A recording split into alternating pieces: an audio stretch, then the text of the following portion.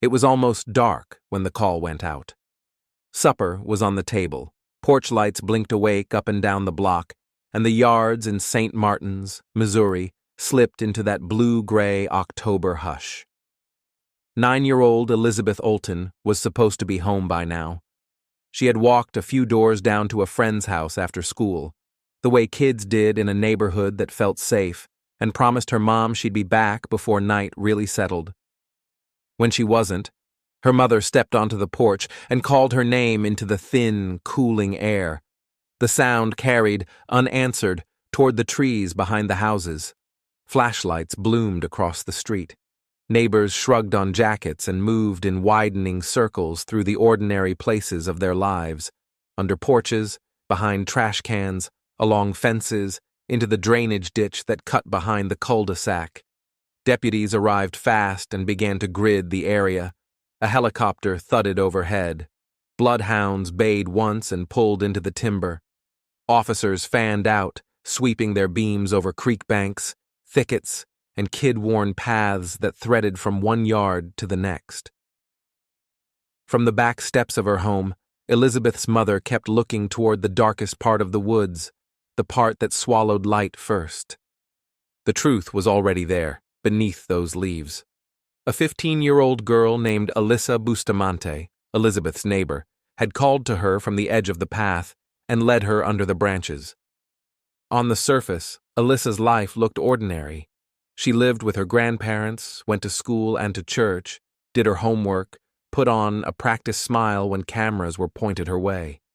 Inside, it was different.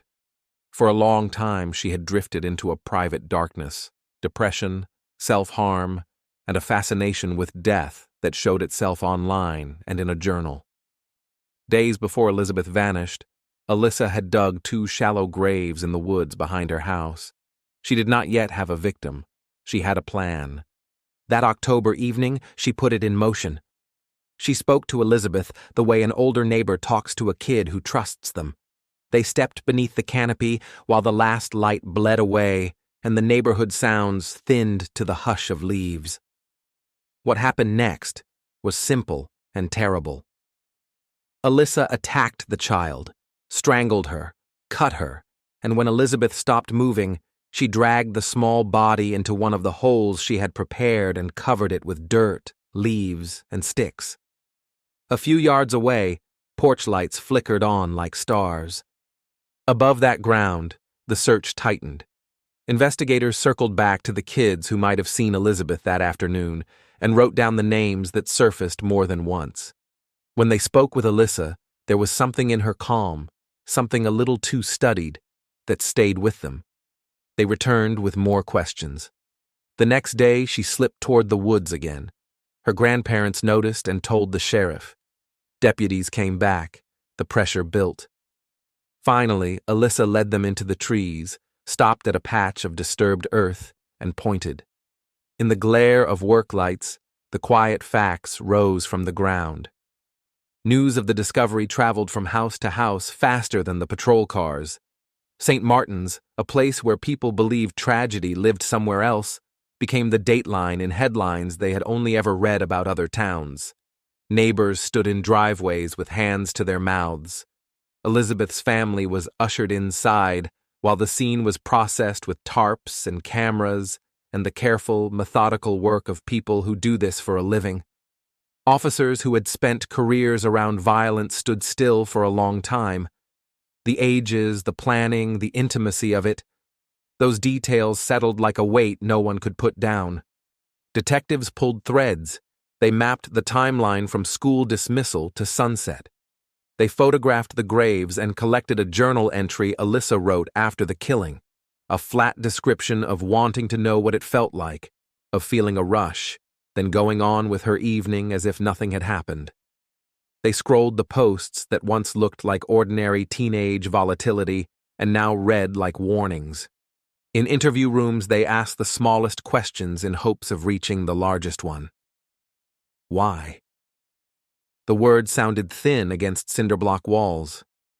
Alyssa was charged with first-degree murder and, after evaluations and hearings, certified to stand trial as an adult in Cole County. Court dates stacked up.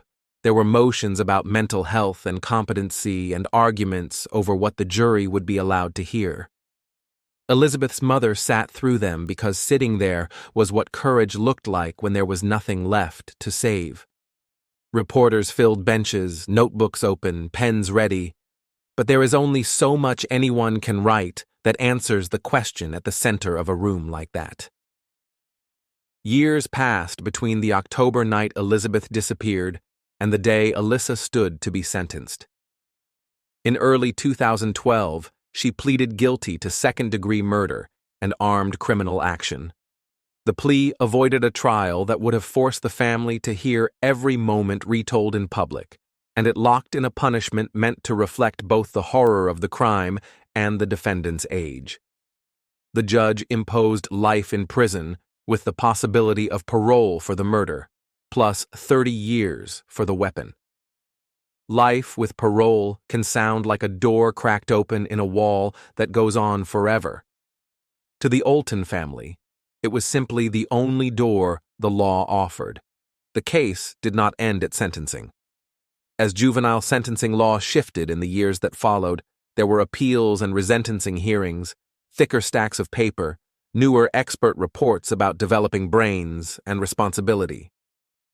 Those proceedings mattered in court records and casebooks. For the people who had searched with flashlights that first night, the essential facts had already hardened. A child had been taken. Another child had taken her. Nothing the law might later refine could make that truth feel lighter. What the case left behind were questions that do not fit neatly inside a verdict. How early do you have to see a teenager hurting before you can change a line like this? When is adolescent darkness a storm that will pass? And when is it a warning of something worse? Teachers looked back at essays and drawings they once shrugged off. Parents studied the glow of screens in their children's hands and wondered what shadows lived there.